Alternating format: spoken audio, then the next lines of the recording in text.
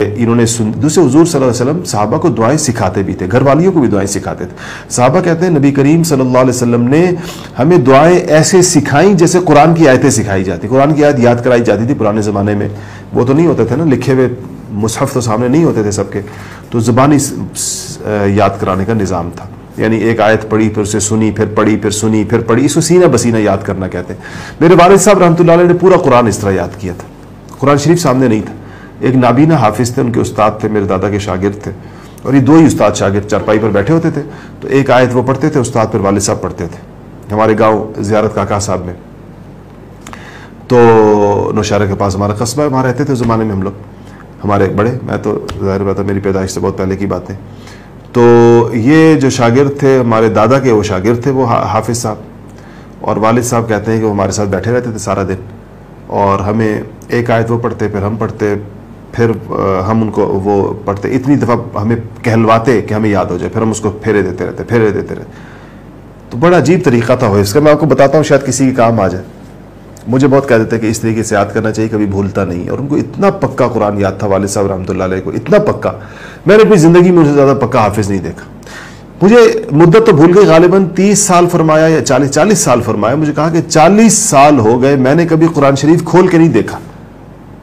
کہیں میں ایسے بھولا نہیں کہ مجھے قرآن کھولنے کی ضرورت پیش آئی ہو، یا قرآن کھول کر. وہ فرماتے تھے کہ میں دل چاہتا ہے میں دیکھ کر تلاوت کروں، لیکن مجھے زبان پہ قرآن شریف اتنا چڑھا ہوا ہے اور اتنا زیادہ رواں ہے کہ جب میں دیکھ کے تلاوت کرنا دل چاہتا ہے کہ یہ بھی ایک طریقہ ہے تلاوت کا کہ میں کبھی ایک قرآن شریف دیکھ کر پڑھ لوں اس کو.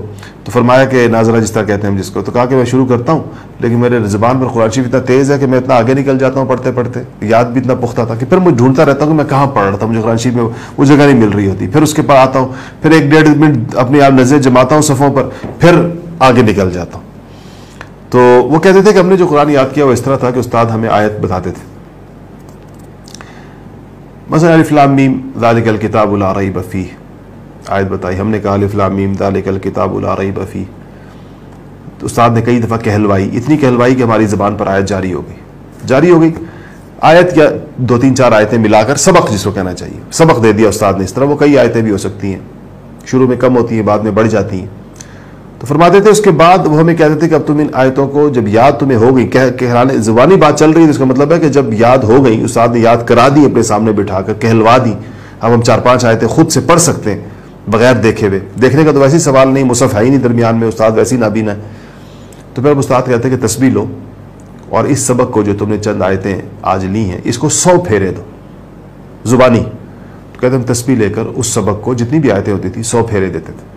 100 پھیرے پورے ہو تو استاد کو آ کر سنا دیا. وہ تو سنا تو 100 پھیرے سے پہلے بھی رہے تھے، لیکن اب تو 100 پھیرے اس کو دلوائے تاکہ وہ نقش ہو جائے دل کے اوپر.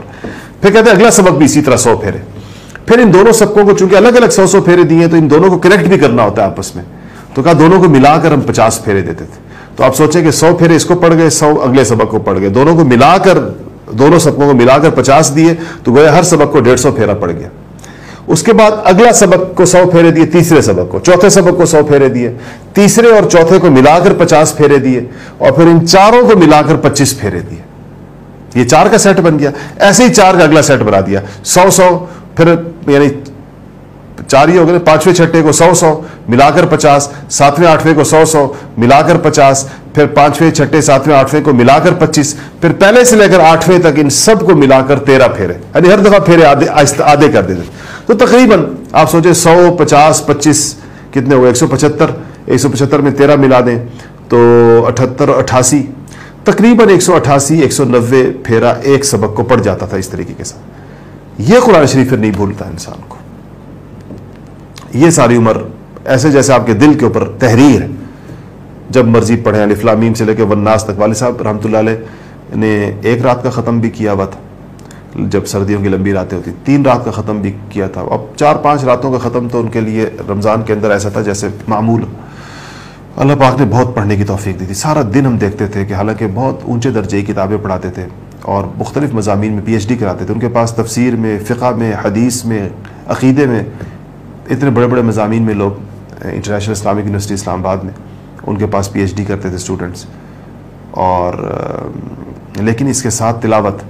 اپنی گاڑی خود ڈرائیو کر کے جاتے تھے یونیورسٹی اور 30-35 منٹ ان کو لگتے تھے یونیورسٹی جانے میں.